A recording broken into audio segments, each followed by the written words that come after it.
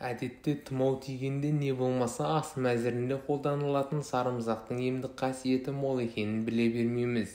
Ал оның Құранда да хадисте де айтылатынынан көңіл аудардыңыз ба? Ол қандай өсімдік? Сарымсақ пияз тұқымдас тобына жататын көп жылдық шөп тәріздес өсімдік. Өнімді топырақтың астына салады. Топырағы жұмсақ әрі құнарлы болса, сарымсақтың да басы үлкейе түседі. Басы бірнеше бөліктерден құралады. Дәмі ащы, иісі өткір, күздік және жаздық боп екіге бөлінеді. Көкөніс ретінде ас мәзірінде бұрыннан қолданылады. Әсіресе Шығыс және Оңтүстік Азия, Таяу Шығыс, Солтүстік Африка елдерінің, сондай-ақ Жерорта теңізінің тағамдарының негізгі қоспасы. Көне мысырлық папирустарда сарымсақтар жайлы мәліметтер кездескен. Сіздермен бірге дертке шипа арнасы. Достар, егер де сіз осы видеоны көріп отырсаңыз, арнаға жазылып, лайк басып, қоңыраушаны баса кетіңіз. Қазақ тілді арнаны қолдап, көмек көрсетіңіз. Достарыңызбен және жақындарыңызбен бөлісіңіз. Сіздің болмашыған әрекетіңіз бізді шабыттандырады. Ертеде римдіктер мен гректер сарымсақ жеген әскер батыл әрі өжет болады деп сенген. Тіпті Олимп ойындарына қатысатын атлеттерді бұдан шет қалмаған. Мысырлық әйелдер балдарын ішек-құрттан сақтау үшін мойындарына сарымсақ іліп қоюды әдетке айналдырған екен. Пирамиданы салып жатқан құрылысшыларды түрлі аурулардан қорғау үшін пияз бен сарымсақ қосылған тағамдарды көп жегізген. Сарымсақ олардың жұмысқа деген қабілетін арттырған көрінеді. Бұл жайында біздің заманымызға дейінгі 450 жылы Мысырға саяхат жасап, Хаиопис пирамидасын тамашалаған көне грек тарихшысы Геродот мынандай естелік жазып қалдырған. Пирамидада көне Египетке тән белгілер мен таңбаланған жазбалар сақталыпты. Онда пирамиданы салып жатқан уақыттарда жұмысшылар тұтынған ащы көкөністер, шалған, пияз бен сарымсақтың мөлшері көрсетіліпті. Әлгі жазбадағы тақырыптарды түсіндіріп тұрған аудармашы бір мезетте қатты таңғалған кейіпте: білесіз бе, жұмысшыларға пияз бен сарымсақ алуға жұмсалған ақша тұп-тура 16 000 күмісті құрапты деген есімде жақсы қалыпты.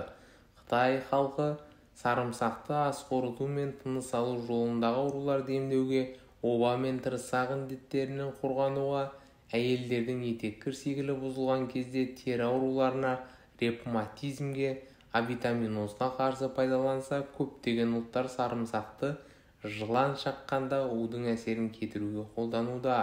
Бірінші дүниежүзілік соғыста да әскерлерге сарымсақ жегізу арқылы оларды жұқпалы аурудан қорғау тәжірибесі іске асырылған. Алла тағала Мұса пайғамбар қауымын түрлі сынаққа салып, Қарашыл шөлде қаңғыртқаны белгілі. Көктем бізге тамақтан түссін дегенде оларға үнемі бөдене еті мен мәнна шырыны төсеп тұрған. Бірақ бір шама уақыттан кейін әлгі қауым қайта баяғы әніне басады. Өздерінің бұрын көп тұтынған көкөніс түрлерін, жемсік астарын аңсайды. Тамақтан бір түрінен жалығып, Мұса пайғамбарға шағымдана бастайды. Осы оқиға баяндалғанда аяттағы көкөністер қатарында сарымсақ та аталған. Әй Исраил ұрпақтары, бірде сендер: әй Мұса, біз бір ғана тамаққа төзіп отыра алмаймыз. Біз үшін Раббыңа дұға ет. Біз үшін жерден өсетін дәнді дақылдан, асқабақтан, сарымсақтан, жасымықтан, пияздан шығарсын деген. Бақара сүресі 61 аят хадистерінде не айтылған? Ардақты Мұхаммед пайғамбарымыз саллаллаху алейхи уассалам төмендегідей бір қатар хадистерінде сарымсақтың өте пайдалы екендігін, оны емге жарату керектігін білдірген. Сарымсақ жеңдер, сонымен емделіңдер, өйткені ол 70 түрлі ауруға ем деген. Сарымсақтың құрамын жаратушы иеміз өте бай етіп жаратыпты. Зерттеушілердің айтуынша, оның құрамында В және С тобына жататын дәрумендер, хлор, темір, иод, фосфор, марганец, кальций, мыс, магний, көмірсулар және тағы басқа элементтер көп. Басым бөлігі судан, көмірсулар мен ақуыздан тұрады. Аздаған мөлшерде майларда жоқ емес. Солардың бірі эфир майы. Мамандардың айтуынша 100 грамм сарымсақта 150 кал бар екен. Қалай қолдану керек? Сарымсақты негізгі шикідей жеген пайдалы. Сарымсақтың өткір иісін артынан алманы жалбыз жапырақтарын немесе балдыр көкті шайнау арқылы немесе сүт ішу кептіруге болатындығы айтылады. Швецияда балалар мектепке барарда сарымсақты жегізуге әдетке айналдырған. Өйткені бұл балаларды мүшеліктен ұрынудан сақтайды деп біледі. Бүгінгі күні дәріханаларда сарымсақтың ұнтақтары мен арнайы дәрілер халыққа тарауда. Мамандар күнделікті тамақта 10-15 грамм сарымсақты жеп тұрудың денсаулыққа пайдалы екендігін айтады. Бал аралас қоспа. Денсаулықты қалыпқа келтіруде балдың рөлі орасан зор екенін білеміз. Ал оны сарымсаққа араластырса, емдік әсері еселене түсетіні анық. Ол үшін 100 грамм сарымсаққа 200 грамм бал керек. Сарымсақты барынша уатып балға араластырады. Салқындау жерде сақтау керек. Ішу тәртібі мынадай: 30-50 грамм лимонға 1 шай қасығын қосып, күніне 3 рет астан жарты сағат бұрын қабылдайды. Суықтағанда, тұмау белгілері басталғанда толық жазылғанша тоқтатпайсыз. Артынша 1 стакан жылы су ішуге болады.